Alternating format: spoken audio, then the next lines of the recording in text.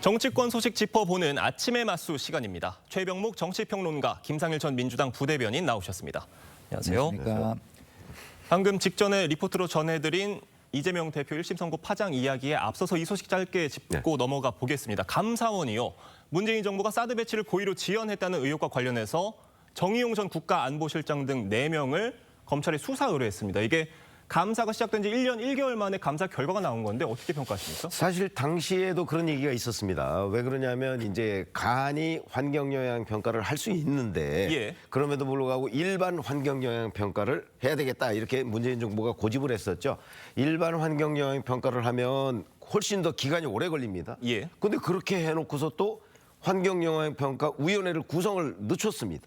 그렇기 때문에 뭐 고의성이 다분히 있어 보이는데 문제는 이제 고의 여부를 입증하는 것이 쉽지는 않다는 거죠. 그런 점에서 좀 이제 검찰 수사 결과를 지켜봐야 되는 거고요. 저는 오히려 감사원 결과에서 저거보다 더 우리가 주목이 가는 부분은 이제 주한 중국 대사관 무관한테 이 사드 배치 계획이나 운용 계획 같은 걸 사전에 설명을 했다는 부분. 예. 이게 자칫 잘못하면 이적 행위로 연결될 수가 있거든요.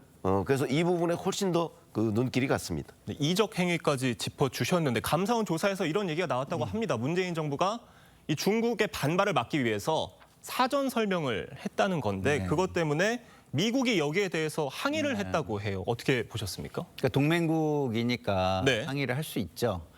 근데 이제 우리나라는 또 이제 하나의 주권 국가 아니겠습니까? 예. 그렇기 때문에 미국의 뭐 이해를 대변하는 건 아닙니다. 그래서 제가 뭐 이적행위라는 뭐 표현까지 갈 수 있는지는 잘 모르겠고 어쨌든 동맹국으로서 뭐 해야 되는 신의성실의 원칙이라는 거는 존재를 하겠죠. 예. 근데 우리가 또 가지고 있는 그 당시에 딜레마가 있었어요. 그게 뭐냐면 중국이라는 나라가 엄청 큰 나라고 우리가 경제적인 관계가 또 가장 크게 그 차지했던 나라입니다. 그런데 네.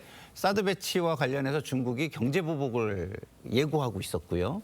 여러 가지 그 어려운 상황이 직면되고 있는 상황이었어요. 그런 데서 우리나라가 이제 주권, 다시 말해서 이익을, 국가의 이익을 도모하기 위해서는 이 양 국가에서 상당한 어떤 균형 외교를 해야 되는 굉장히 유능한 어떤 모습이 필요했었거든요. 예. 근데 뭐 지금 지나놓고 봤을 때 이것이 유능했느냐, 무능했느냐 이런 논란은 있을 수 있습니다만 네. 어쨌든 그때는 그때의 상황에서 또 나름 이해할 수 있는 부분들은 존재한다.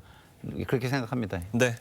감사원에서 수사 의뢰한 이 사안에 대해서는 대검에서 곧 검찰청에 배당을 한다고 하니까요. 본격 수사가 이루어질 걸로 보이고요. 계속해서 다음 이야기로 넘어가 보겠습니다.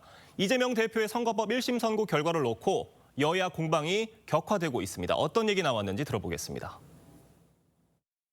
떨어진 대선 후보에 대한 징역형을 어떤 국민이 납득하겠습니까? 조작 기소를 받아 쓴 허술한 법리를 누가 감정 아닌 합리화 하겠습니까? 오죽하면 서울법대 나온 판사가 맞냐고들 하겠습니까? 검사 악마화에 이어서 판사 악마화까지 정말 나라를 망치고 있죠. 판사 겁박이라는 사법 방해를 하는 것은 중형을 받겠다는 자해행위에 가깝다. 조작 기소를 받았었다. 또 한상진 부장판사를 향해서는 서울법대 나온 판사가 맞느냐 이런 얘기까지 했습니다. 야당 입이 점점 거칠어지고 있어요. 글쎄 뭐 1심 판결에 이제 동의할 수 없다. 뭐 예. 이래서 2심 판결로 가는 거는 그 자체가 불복입니다. 그렇죠? 예. 그러나 그거는 법과 제도가 보장된 불복입니다. 그렇죠? 근데 지금 1심 판결 자체에 대해서 지금 비난을 하고 있는 거잖아요. 네. 그게 뭐 어느 대학 법대를 나온 거와 1심 판결의 결과가 무슨 연결 관계가 있습니까? 전혀 없는 거고요. 그다음에 이런 식으로 비판하면 결국 이게 판사도 사람입니다.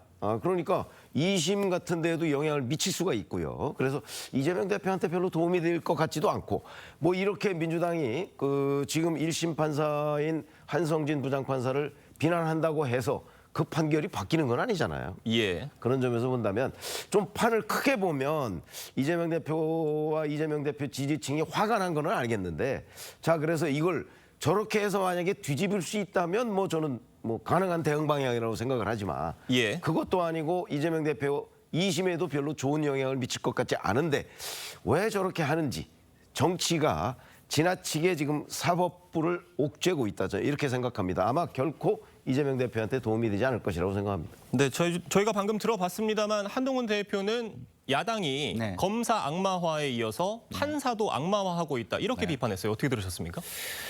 그러니까 뭐 검찰에 대한 뭐 악마화 이거는 저는 동의하지는 않고요. 예. 왜냐하면은 실제로 공정하게 수사가 이루어지고 있느냐에 대한 부분은 저도 개인적으로 좀 그 의구심이 있거든요. 근데 예. 사법부를 저렇게 막 그 감정적으로 지나친 감정을 드러내면서 비판하는 거는 좋을 수가 없습니다. 국민들의 입장에서 보면 이게 하나의 제도거든요. 예. 근데 이 제도를 인정하지 않는 모습. 그러니까 힘이 있으면 제도도 필요 없다고 하는 그런 모습을 보인다고 한다면 앞으로 집권을 했을 때에 제도가 유지되겠느냐, 제도의 안정성이라는 게 보장이 되겠느냐 이런 의구심을 가질 수 있거든요. 예. 그런 측면에서 볼 때 수권을 지향하는 정당이라면 저런 지나친 감정은 자제하는 게 맞고 중도층을 끌어들이는데도 도움이 안 된다는 건 당연한 이야기로 보입니다. 아직 여러 개의 재판이 남은 이재명 대표로서는 이렇게 판사를 비판하고 사법부를 악마화하는 게 현명한 전략이 아닐 수 있다라는 분석들도 있어요. 그러니까 이재명 대표 입장에서는 이게 굿캅, 배드캅으로 좀 이렇게 되기를 바랄 거예요. 예. 그래서 어떤 권력과 책임이 그 굉장히 높은 수준에 있는 사람들은 차분하게 대응을 해주고 예. 그것이 아닌 일반 시민 단위에서 좀 이렇게 감정적인 어떤 지지라도 굉장히 열광적인 지지를 해주는 것 이거는 아마 제가 볼 때는 고마워할 것 같아요. 예. 그런데 당이 어느 정도 권력도 가지고 제도권에 들어와 있는 국회의원이라든가 이런 분들이 하는 거는 별로 고마워하지 않을 것 같고 예. 오히려 저는 의구심도 들을 수 있다고 봐요. 나 다음을 벌써 생각하고 이 사람들이 일어나? 나 이후에 지지층을 자기들이 가져가려고 일어나? 예. 이런 의구심도 오히려 저는 들 수 있다고 보고 이재명 대표 입장에서는 오히려 그런 분들은 믿지 말아야 된다 이렇게 생각합니다. 예, 뭐 다들 아시겠지만 이재명 대표 재판이 뭐 한참 뒤가 아닙니다. 다음 주 월요일 날 예정이 돼 있잖아요. 이 위증교사 1심 선고에 대해서 국민의힘은 생중계 요청을 했습니다. 지난 선거법 재판에서는 생중계 요청을 했지만 불허가됐었고요. 이번에는 허가가 될 걸로 보시나요? 글쎄 그게 재판장에 따라서 조금씩 의미가 다릅니다. 이제 공적 이익이 이제 생중계의 조건인데 네. 공적 이익을 재판부가 어떻게 판단하느냐에 달려 있는 거죠. 뭐 지난번 선거법 재판 1심 선고 때도 그 공적 이익 부분을 아마 뭐 별로 그렇게 크지 않다고 본 것으로 판단이 돼요. 뭐 이번 이제 김동연 부장판사의 경우에는 뭐 재판부가 다르니까 예. 어떻게 할지 모르겠으나 아마 1심의 결과에 비춰보면 2심도 위증교사 선고도 예. 생중계를 할 가능성은 별로 커 보이지는 않는다. 저 개인적으로 그렇게 보고 있습니다. 김상일 부대변인님은 어떻게 전망하십니까? 그러니까 이제 저도 이제 방송에서 공익과 개인의 인권 이러면은 공익이 더 커 보이는 부분이 있다. 저는 이렇게 얘기를 했는데 예. 여기에서 한 가지 더 고려해야 할 부분이 있었던 거예요. 그게 예. 뭐냐면 법관들의 인권이라는 게 또 문제가 된 것이죠. 이 사회가 두 진영으로 쪼개져 가지고 강대강으로 부닥치는 상황에서 그럼 법관들의 모습이 그대로 생중계를 통해서 나갔을 때 그들에 대한 어떤 인권적 침해나 피해는 없을 것인가 이런 부분도 고려가 된 것으로 보이기 때문에 이번에도 그 기조가 유지가 돼서 생방송은 좀 되지 않을 가능성이 높지 않을까 이렇게 생각합니다. 네, 이재명 대표의 1심 선고 후폭풍 이어지고 있고요. 비명계 움직임 주목되는 상황입니다. 지난 장외 집회 당시에 비명계를 향한 최민희 의원의 발언이 논란이 되고 있습니다. 직접 들어보겠습니다. 다시 숨지겨 있던 민주당 내에 분열 세력들이 준동하냐 안 하냐에 따라 이 국면이 돌파될 것이냐? 이미 일부 언론이 민주당에 숨죽이던 비명계가 움직이기 시작했다. 움직이면 죽습니다. 제가 당원과 함께 죽일 겁니다. 비명계를 향해서 움직이면 죽이겠다라는 말까지 했고요. 또 이해식 의원은 이 대표를 향해서 신의 종이다 이런 얘기까지 했습니다. 어떻게 들으셨습니까? 글쎄 뭐 과도한 충성 발언으로 보입니다. 예. 최민희 의원이 이제 뭐 당원들이라는 게 이제 결국 이재명 대표의 강성 지지층을 얘기하는 것으로 보이는데 예. 그 당원들과 함께 이제 비명계가 지금 이재명 대표의 위기를 악용하면 그에 대해서 응징을 하겠다 이런 걸로 보여요. 예. 근데 지금 비명계 중에 이재명 대표의 이 위기를 악용하는 사람 없습니다. 현재 뭐 예를 들어서 김동연 경기도지사나 아니면 김부겸 전 총리나 뭐 김경수 전 경남지사는 뭐 지금 귀국하지도 않고 있고요. 오히려 귀국을 연기했고요. 이런 점을 본다면 최민희 의원이 미리 경고성 발언을 한 것으로 보이긴 하는데 실질적으로 그 비명계의 움직임이 그렇게 표면화되지는 않을 것으로 보입니다. 다만 자 그럼 민주당은 이재명 대표만 믿고 뭐 1심, 2심 그러고 있다가 나중에 민주당이 기대하지 않는 결과가 나왔을 때는 어떻게 해야 되느냐. 저는 민주당의 진정한 지지층이라면 그 부분을 지금부터 고민을 시작해야 될 때라고 생각을 합니다. 네. 이렇게 최민희 의원이 언급을 한 김영계, 이른바 삼김으로 불리는 김동연 지사, 또 김부겸 전 총리, 김경수 전 지사 행보 주목이 되고 있습니다. 당내에선 이들이 이 대표의 대안이 될 가능성 있다고 보는 분위기인가요? 글쎄 아직까지는 지금 좀 전에도 편집장님 말씀을 주신 것처럼 네. 아직까지는 그렇게 뭐 흐름이 없어요. 네. 보이는 분위기도 없고. 예. 이재명 대표의 일극 체제로 사실은 당이 지금 완결이 돼 있잖아요. 이런 상황 속에서 그동안의 대안으로 보일 만한 인물들이 없었습니다. 그 얘기는 뭐냐? 기존의 정치인들이 어떤 사안에 대해서 자기 소신을 피력하는 것에 좀 비겁한 모습들을 많이 보였다는 의미죠. 그래서 대안이 그런 용기 있는 대안이 없는 상황에서 지지자들이 지금 상황이 좀 변했다고 해가지고 다른 곳으로 갈 곳이 없습니다. 그래서 이재명 대표의 어떤 그 미래가 좀 더 확실하게 결정이 되거나 아니면 중도층 지지층이 급격하게 이탈을 하는 경우, 예를 들어서 지지율이 급격하게 빠지는 경우가 아니면은 이 흐름은 뭐 그대로 좀 가지 않을까 이런 생각이 듭니다. 네. 민주당 내 파장이 계속되고 있는 것으로 보입니다. 다음 소식 짚어보겠습니다. 민주당이 명태균 씨 관련해서 추가 녹취를 공개했습니다. 명 씨가 이 과거 윤 대통령 대선 캠프 인사에 개입한 정황이 담긴 녹취라는 주장인데 직접 듣고 오겠습니다. 윤 의원님 비서실장 안 돼요. 내가 했죠. 사모님. 윤한홍이는 훌륭한 사람입니다. 그렇게 훌륭하신 분을 어떻게 그 선거판에 비서실장을 씁니까? 명태균 씨가 윤한홍 의원 이름을 언급하면서 뭐 경남지사 이제 공천에 개입했다 그런 내용입니다. 들어보셨습니까? 글쎄, 근데 이제 윤한홍 의원은 현역 의원입니다. 예. 아시다시피 그렇기 때문에 이제 경남지사 공천을 받는다든가 아니면 뭐 대통령 비서실장을 간다든가 하면 그 현역 의원직을 내놔야 되죠. 예. 그런 점에서 본다면 뭐 윤한홍 의원이 초기 이른바 친윤계라는 거는 뭐 그 언론에 많이 알려져 있고요. 과연 명태균 씨가 그에 대한 영향력을 발휘했느냐 하는 부분은 저는 명태균 씨의 주장밖에 없잖아요, 지금. 그렇기 때문에 그건 아마 확인을 해봐야 되지만 제 개인적으로 평가를 하자면 아마 명태균 씨가 이런저런 얘기를 할 수는 있죠. 네. 그러나 그것이 관철돼서 윤석열 대통령의 인사의 결과로서 나왔다. 이렇게 할 만한 우리가 그렇게 그 주장할 만한 증거는 아무것도 없다. 네. 명태균 씨의 주장밖에 없잖아요.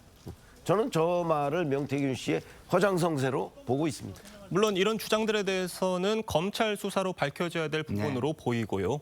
이 대표 1심 징역 선고 이후에 민주당이 계속해서 추가 녹취를 조금씩 공개를 하고 있는데 계속 될 것으로 보십니까? 계속 되죠. 왜냐하면 현 정권의 국민의 어떤 불만이 굉장히 극에 달아 있습니다. 예. 야당 입장에서는 당연히 그 부분을 파고드는 것이 뭐 너무 당연한 것이고요.